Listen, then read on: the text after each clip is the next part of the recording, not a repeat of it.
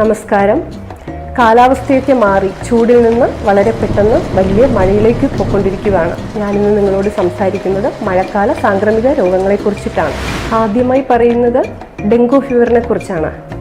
Aedes ഇനത്തിൽപ്പെട്ട പെൺകൊതുകുകൾ കടിക്കുന്നത് മൂലമാണ് dengue fever ഉണ്ടാകുന്നത്. 6 ദിവസം മുതൽ 10 ദിവസം വരെ നീണ്ടു നിൽക്കുന്ന പനി, തലവേദന, റാഷസ്, ബോഡി പെയിൻ, കണ്ണിന് മേളിലായിട്ട് വരുന്ന ശക്തമായ വേദന എന്നിവയാണ് സാധാരണയായി വരുന്ന രോഗലക്ഷണങ്ങൾ. ചില പ്രത്യേക സന്ദർഭങ്ങളിൽ വളരെ സങ്കീർണമായ അവസ്ഥയിലേക്ക് പോവുകയും മരണം വരെ സംഭവിക്കാനായിട്ട് സാധ്യതയുണ്ട്.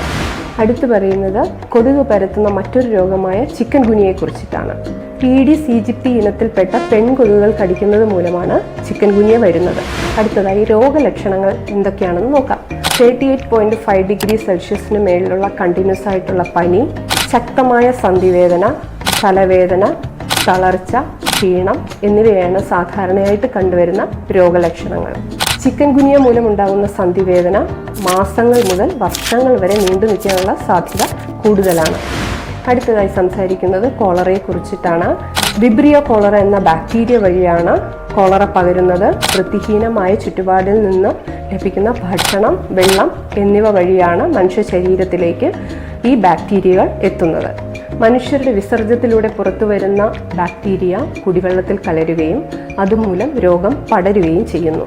തുടർച്ചയായ വയറിളക്കം, ഛർദി, തലവേദന, കഠിനമായ ക്ഷീണം എന്നിവയാണ് രോഗലക്ഷണങ്ങൾ. അടുത്തതായി സംസാരിക്കുന്നത് ടൈഫോയിഡിനെ കുറിച്ചിട്ടാണ്. സാൽമോണില ടൈഫി എന്ന ബാക്ടീരിയ വഴിയാണ് രോഗം പകരുന്നത്.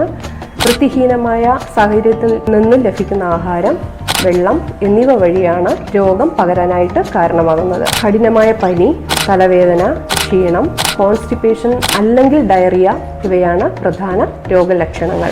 അടുത്തതായി പറയുന്നത് ഹെപ്പറ്റൈറ്റിസ് എ അല്ലെങ്കിൽ മഞ്ഞപ്പിത്തത്തെ കുറിച്ചിട്ടാണ്. മനുഷ്യന്റെ കരളിനെ ബാധിക്കുന്ന ഈ രോഗം പകരുന്നത് രോഗിയുമായിട്ടുള്ള നിരന്തരമായ സമ്പർക്കം അല്ലെങ്കിൽ മലിനജലം, അതുമല്ലെങ്കിൽ വൃത്തിഹീനമായ സാഹചര്യത്തിൽ നിന്ന് ലഭിക്കുന്ന ആഹാരം ഇതുവഴിയാണ് മഞ്ഞപ്പിത്തം ഒരാളിൽ നിന്ന് മറ്റൊരാളിലേക്ക് പകരുന്നത്. പനി, വയറുവേദന, തലവേദന, ഛർദി, ഓക്കാനം, വിശപ്പില്ലായ്മ എന്നിവയാണ് പ്രധാന രോഗലക്ഷണങ്ങൾ. അടുത്തതായി സംസാരിക്കുന്നത് എലിപ്പനി അഥവാ ലെപ്റ്റോസ്പൈറോസിസിനെ കുറിച്ചാണ്.